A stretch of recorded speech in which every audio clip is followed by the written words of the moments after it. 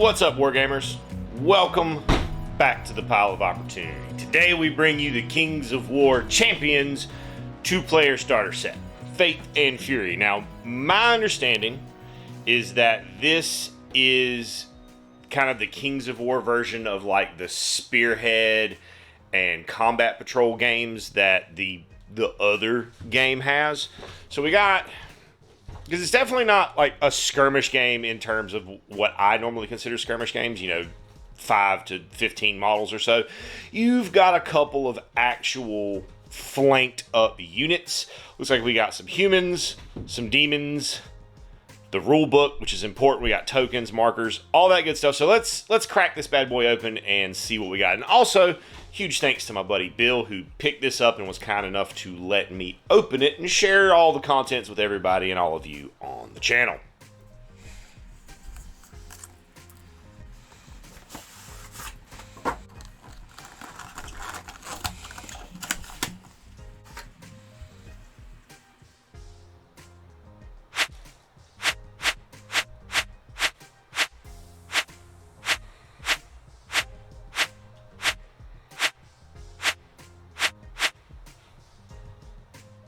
All in all, a pretty hefty box.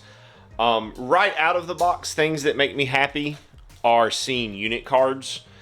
I love a game that has these and that doesn't immediately update them and make them obsolete as soon as you open them. I have no idea if that's the case here, but I genuinely hope that it is not. We have the Bloody Cardinal Company and the Company of Alanis Sallustius. These are our instructions. Pretty straightforward stuff there. Nothing too great. That's the beauty of rank and flank games, is that everything kind of goes together the same way so that it can fit in a rank and file onto the square bases. And I love that. So let's take a closer look at all the goodies. So up first for the Company of Alanis Sallustius, we have the Teresios, Watchmen, and Guardsmen. The Watchmen have crossbows, but they all use the same bodies. Got bodies, some shields, and then here's our weapon sprues. So for the Watchmen, we have the crossbows.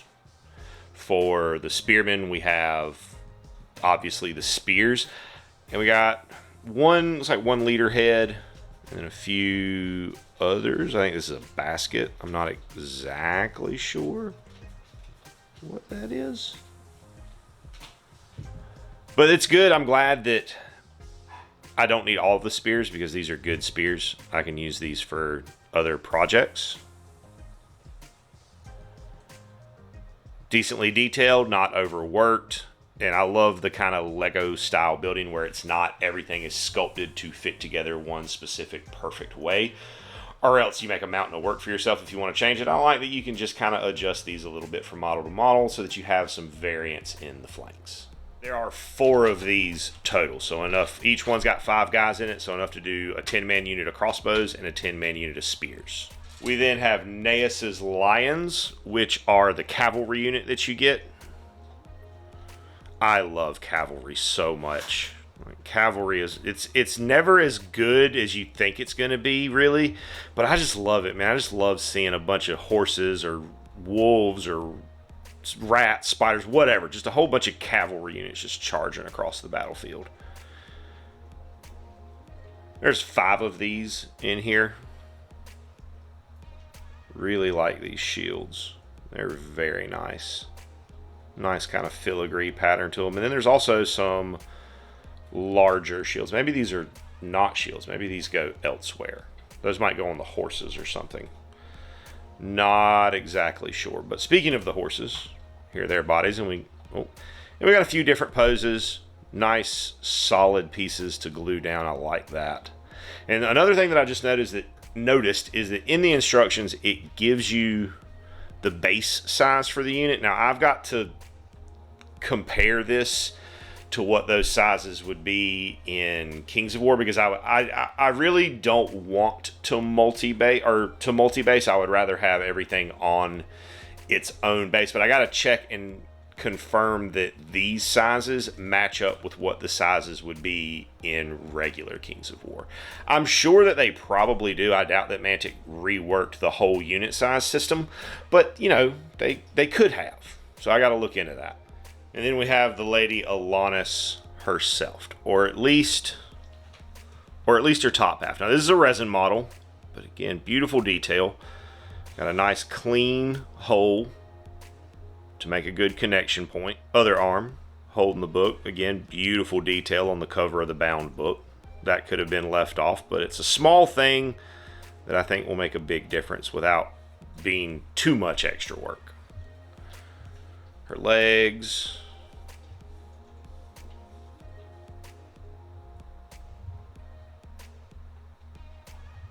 And then a nice, beautiful, scenic base. I might be more excited for this base than I am the actual model because this is really nice. Moving on to the company of the Bloody Cardinal, we have what I think is probably the coolest model in the box, which is the Slithering. Yep, the Slithering Bishop, which is just this big giant snake monster. How fucking cool is that? Looks like we have 2 weapon options, maybe. It's like a couple of different weapon options. We got a halberd, a spear, and a staff. It looks like I'm not sure how what kind of bearing any of those things have on gameplay.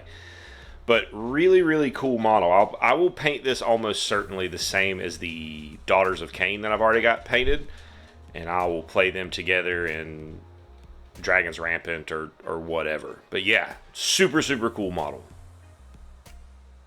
Next, we have the Cackling Choir. These are like our basic foot soldiers. There's 2 of these sprues in here, so enough to make 10 of them, with numerous weapon options.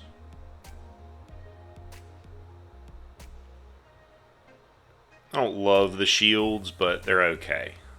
I do, however, love this little tiny one right here. Look at that guy. I'm going to save him. I'm going to use him for something else. Wicked looking sickle. So we got 2 sprues of these. We have the Macabre Missionaries, which is a 3-man, I guess, like super heavy infantry unit or monster unit, something like that. And they've got these sick looking weapons.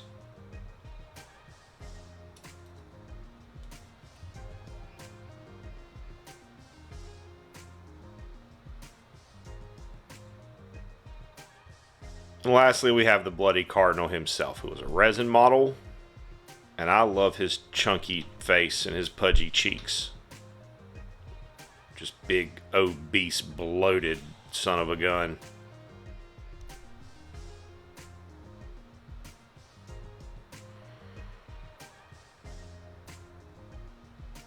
Gotta trim that off. All in all, really pretty clean model. Him and Alanis were. First arm and hand with this axe. It looks like it's dripping, even though it's swinging down. Forged of the fieriest brimstone, I'm sure. And the other piece of armor, and I absolutely love this denting in this shoulder pad. Hammered out, dents it up. Look, that looks so good. That's going to take color and paint so well. Yeah, I love that. And then lastly, we've got his base, which you think, you know, cool, tactical rock, but then bam! Walking over his demonic minions on his way to infernal glory. Love it. We got a pretty nice heavy paper mat. It's kind of shiny here, but it is actually very, very matte when you look at it.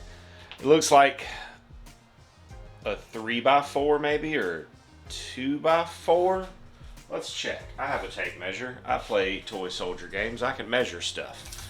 So we're looking at 2 by like 3.5. 2 by 3.5 is what it looks like. So kind of an odd size, but I like it. You don't need a full table when you're playing kind of a skirmishy type game. And the mat is full-sided. So we got a really nice snowy, ruiny kind of area on one side with this really, really beautifully illustrated water. I've got it upside down right now. That's why it looks like the water is going the wrong way. But this is nice. For a paper mat, this is really nice, and I love that it's double-sided.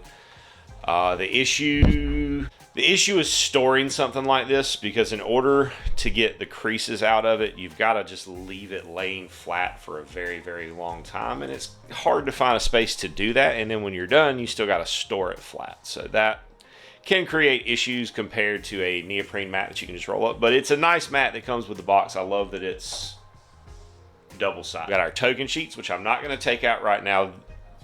I don't know what this is for. I don't know what a lot of this is for, actually, but we're gonna learn. We got some terrain pieces for the snow side of the map. That's kind of neat. There's 2 sheets of these in here. I don't know what the other side of this looks like, because we said I'm not gonna open this right now, because it'll be everywhere. I know how that goes, and I don't have a box ready to receive all the tokens for the game, so gonna hold off on that. And then we've got our rule book. Oh my God, look at this little Axolotl mage.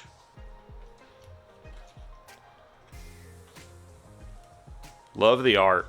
Off gate. Love the art. The Basilians. So I think in this game you have kind of a set warband. I don't know what this belongs to, but I want it.